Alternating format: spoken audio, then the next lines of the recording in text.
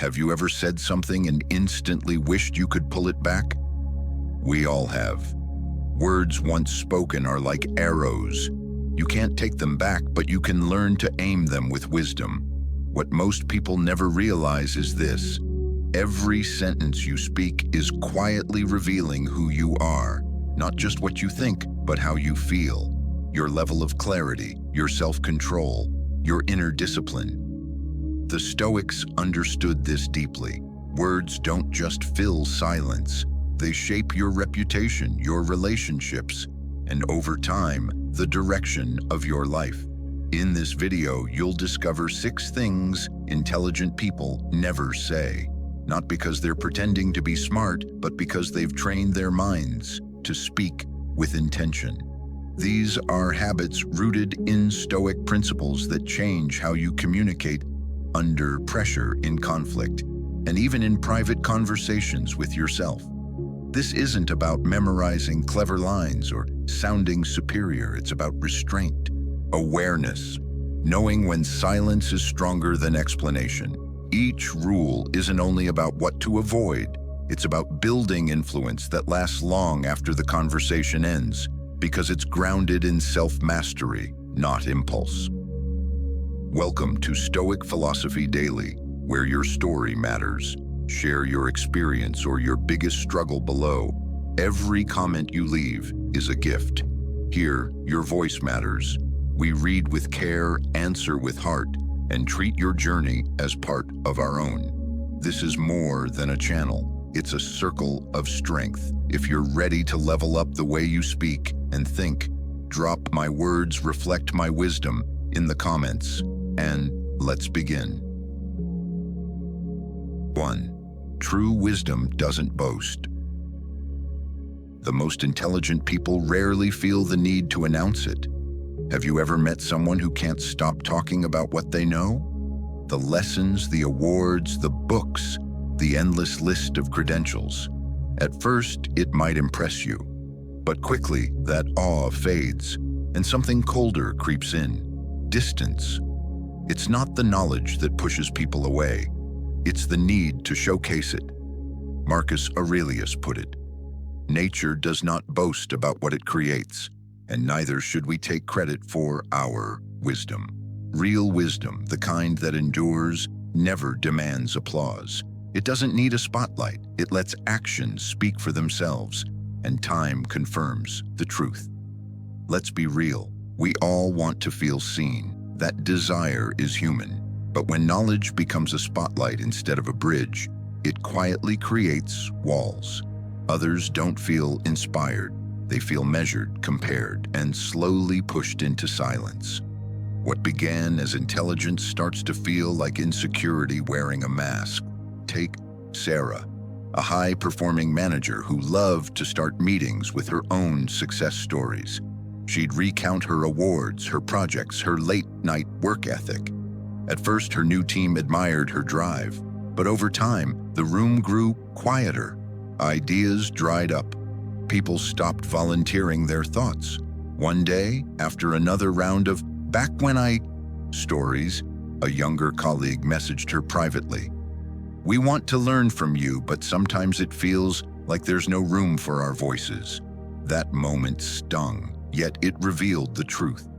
When Sarah shifted from showcasing herself to asking questions and inviting perspectives, something changed. Engagement returned. Trust deepened. Her influence grew not because of her credentials, but because of her presence. The Stoic approach is simple but demanding. Share knowledge as a gift, not a contest. Let others discover your abilities through how you listen, how you decide, and how you act under pressure. This isn't about hiding your strengths. It's about allowing them to speak without noise. There is a quiet confidence in restraint. Silence isn't emptiness. Its strength is under control. Try this. This week, notice the moment you feel the urge to prove yourself in conversation. Pause. Instead of sharing an achievement, ask a sincere question. Listen longer than feels comfortable. Notice how the energy shifts, how others open up. how connection deepens when humility leads. Ask yourself, are my words creating space or closing it? What changes in my relationships when I let humility speak first?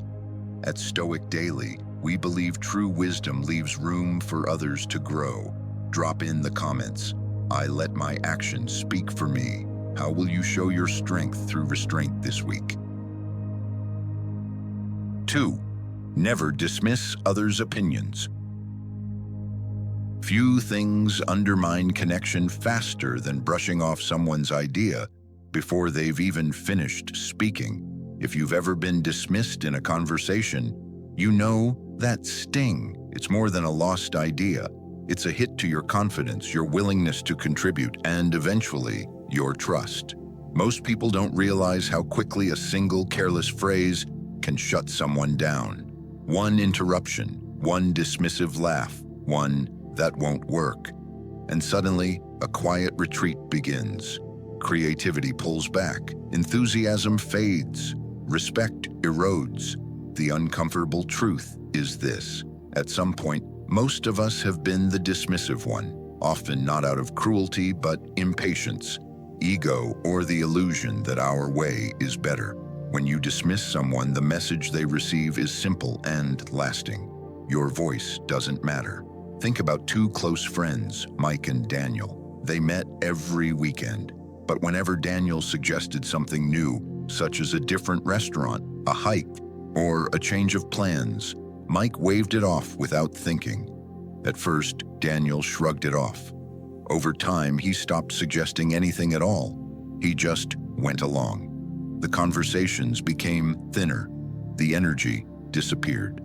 One day, Mike noticed the silence and finally asked if something was wrong. Daniel hesitated, then said quietly, "I just feel like my ideas never matter." The words landed hard. That moment wasn't about food or plans. It was about respect. When Mike began to listen, truly listen, and sometimes even try Daniel's ideas, the spark returned. Not because every idea was perfect, but because Daniel felt seen again. Marcus Aurelius warned, "You cannot learn what you think you already know." Every time we dismiss a perspective without hearing it out, we close a door, not only to new ideas, but to trust, collaboration, and growth. Over time, people stop offering their thoughts. Even the most capable voices grow quiet. Innovation slows, and relationships drift, not with conflict, but with silence. The Stoic path is simple, but not easy. Listen longer, judge slower. Remember, listening is not agreement. It is respect. It is curiosity. It is the discipline to recognize that your view is never the whole picture. Wisdom grows through dialogue, not monologue. Try this. The next time you feel the urge to shut someone down, at work, at home, or with friends, pause. Ask yourself, what can I learn here? Even if the idea is flawed, what perspective does it reveal?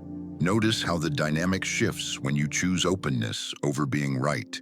Ask yourself, what opportunities have I missed by closing the door too soon?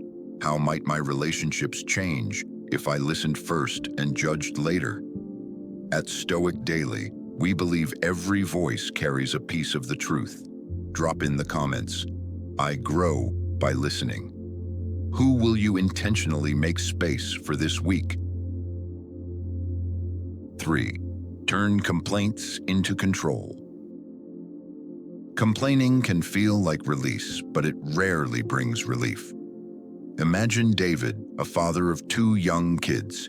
Each weekend, he'd meet his neighbors for coffee and conversation.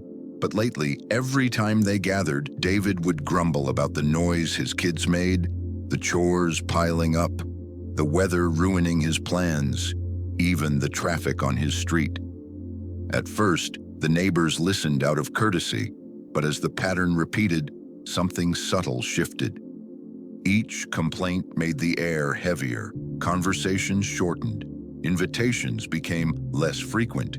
David barely noticed the withdrawal, caught in a cycle of venting that gave a brief sense of control. yet quietly deepened his powerlessness. Psychologically, habitual complaining is like picking at a wound. It keeps irritation alive, never allowing it to close. Instead of creating a connection, it reinforces the story that life is happening to you, not with you. The more often you complain without purpose, the more your mind rehearses helplessness instead of agency. One morning, as David began another round of complaints, his neighbor Jane paused and asked, "David, do you want advice or just company?" That simple question stopped him cold. He realized he'd been venting out of habit, not seeking change or understanding, but using words to offload emotion without moving toward action. Each complaint had quietly handed away a bit of his control. So David tried something different. The next time irritation surfaced, he asked himself, "Is there a fix?" If yes, he acted, organizing a family cleanup or adjusting his routine. If not, he practiced letting go. He redirected his attention to what was within reach, playing with his kids, enjoying a calm moment, or simply listening rather than venting. Gradually, his mood lifted. Negativity softened. The coffee gatherings became lighter again. More importantly, this shift didn't just change how others experienced David, it changed how he experienced himself. By replacing complaint with action or acceptance, he reclaimed influence and rebuilt a genuine connection. Marcus Aurelius said it best, "You have power over your mind, not outside events. Realize this, and you will find strength." The Stoics understood complaints as energy spent resisting what cannot be changed. When frustration isn't guided, it drains you. When it's examined, it becomes information. Try this. For the next week, whenever you catch yourself complaining about work, family, or the weather, pause. Ask, "Is there anything I can do about this?" If yes, take one small step. If not, release it and redirect your energy into something constructive, such as taking a walk, expressing gratitude, or focusing on a task. Notice the shift. Your mind feels lighter. Your sense of control grows. People respond differently to your calmer presence. Ask yourself, how much of your day is spent rehearsing what you can't control? What would change if that energy went into improving what you can? At Stoic Daily, we believe words can be tools or traps. Drop "I choose action over complaint" in the comments. What will you transform this week, your mindset or your habits? 4. Let your word carry weight. Promises shape your reputation more than intentions ever could. Every time you make one, no matter how small, you quietly teach people how much they can trust you. The Stoics understood this deeply. Credibility isn't built through grand declarations, but through quiet follow-through. Marcus Aurelius wrote, "Let your words be plain and true." It's never about how much you say, it's about how reliably you deliver. Consider this. 4 friends had a standing plan every month, a Saturday hiking trip. Tom was always the most enthusiastic. He was the first to say, "Count me in," promising to bring snacks or drive. However, as the months passed, his excitement failed to translate into action. Last-minute cancellations, forgotten food, sometimes no show at all. At first, the group covered for him. They made excuses, but slowly, trust thinned. Each broken promise didn't cause an argument. It caused something quieter, shorter messages, fewer expectations, plans that moved forward without him. The moment it really landed was a joke during a group photo on the mountain. "Should we Photoshop Tom in?" The laughter was light, but the message was clear. His word no longer carried weight. It's rarely one failure that changes how people see you. It's the accumulation. Why does this erosion happen so quietly? Because when promises outpace action, each unkept word becomes a small withdrawal from trust. Over time, people stop expecting follow-through. New commitments are met with doubt instead of excitement. Your voice becomes background noise, not because people dislike you, but because they've learned to prepare for disappointment. This isn't about being flawless. It's about restraint, pausing before you commit, checking your time, your energy, and your real priorities. The most dependable people aren't the ones who say yes to everything. They're the ones whose yes actually means something. They say no when needed, and when they commit, others can relax because reliability is no longer in question. Try this. This week, before agreeing to anything, a favor, a plan, even a casual meetup, pause and ask, can I truly deliver? If you're unsure, be honest. Say, I'll try, but I may need more time. Practice under-promising and over-delivering. If you slip, own it immediately. Apologize directly and offer a clear next step. Notice how this changes the way people respond to you. There's a quiet peace that comes from knowing your word is solid. Your confidence grows because your identity and actions align. Ask yourself, how would my relationships change if every promise I made could be trusted without question? At Stoic Daily, we believe strength is measured not by what you say, but by what you follow through with. Drop "my word is my bond" in the comments. What's one promise you'll keep this week, no matter what? 5. Own your mistakes with courage. Most people view admitting a mistake as a sign of weakness. The Stoics understood the opposite. Few things build trust, respect, and inner strength more quickly than owning up to your errors. Marcus Aurelius said, "If someone can prove me wrong and show me my mistake in any thought or action, I will gladly change. For it is the truth I seek, and the truth never harmed anyone." Truth was never the threat, avoiding it was. Let's be honest, your first instinct is rarely calm reflection. It's defense, deflection, excuses.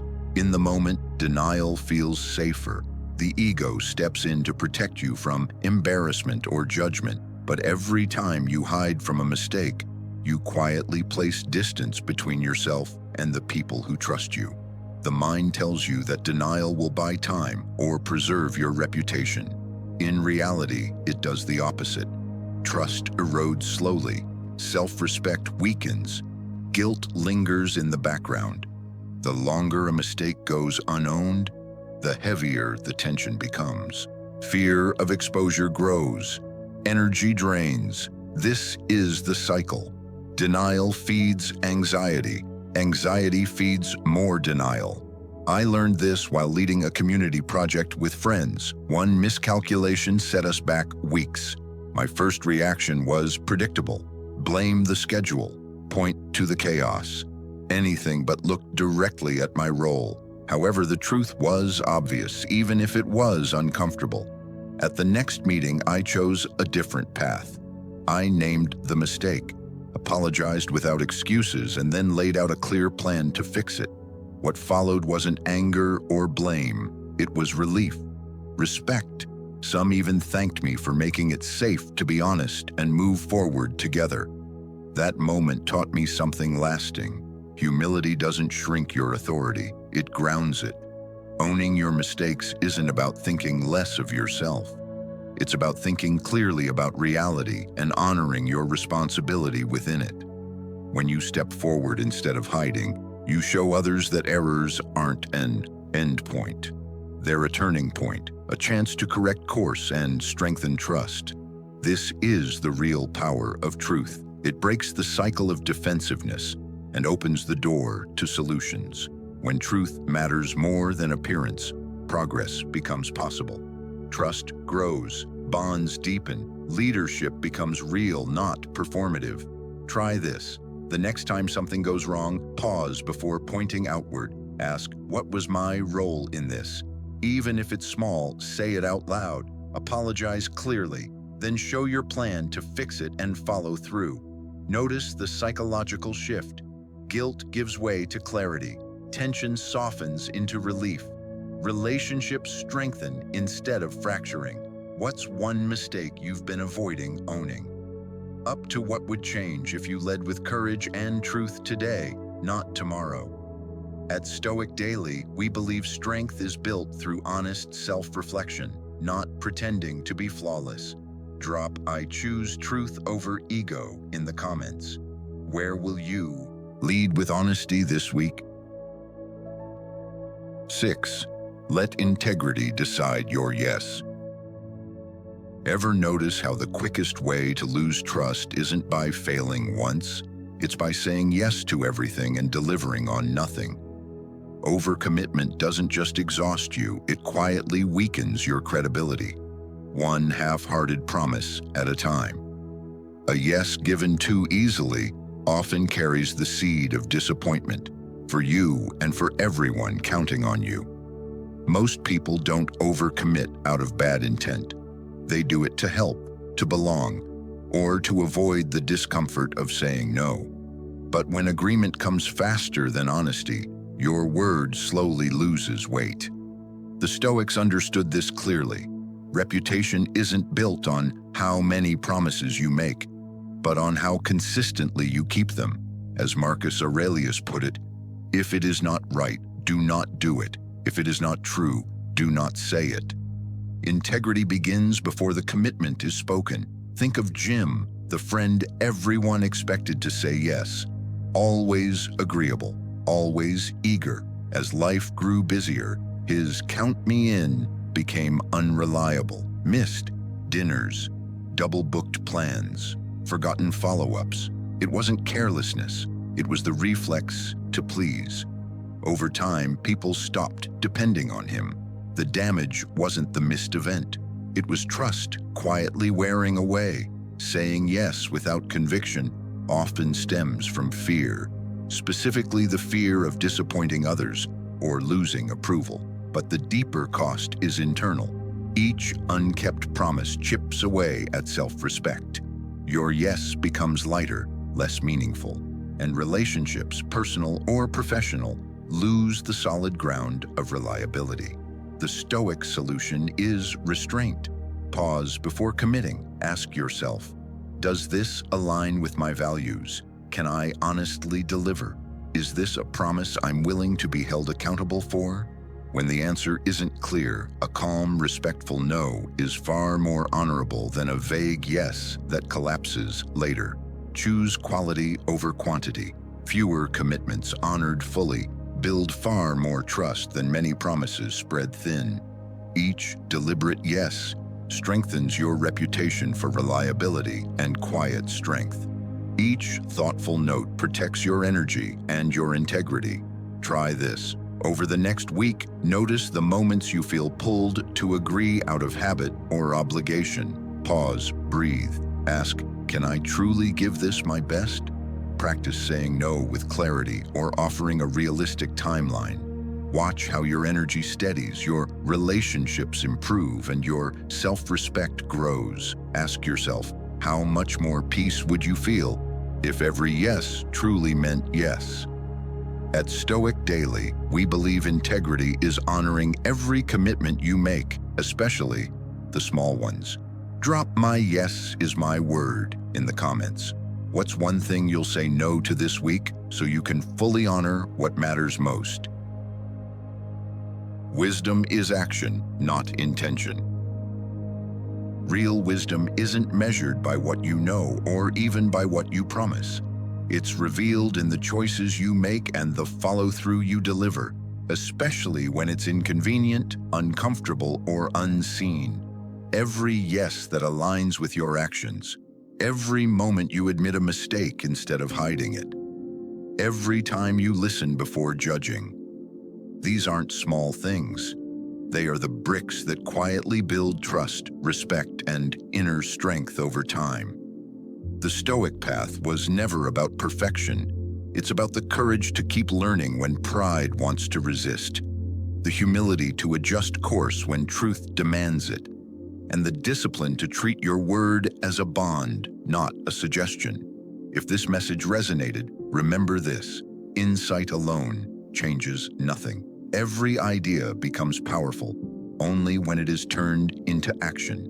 Let today be the day you move from understanding to to habit, from reflection to action, from intention to lived example. Share your journey, including your wins and struggles, in the comments below. Every honest story strengthens the circle and reminds others they're not walking this path alone. Welcome to Stoic Philosophy Daily, where growth is built through action, not just words. If you're ready to go deeper, continue with the next videos on your path to self-mastery. I'll see you there. Drop "wisdom is action" in the comments and commit to living what you've learned. If you're seeking more, discover the full path on my channel, Stoic Philosophy Daily.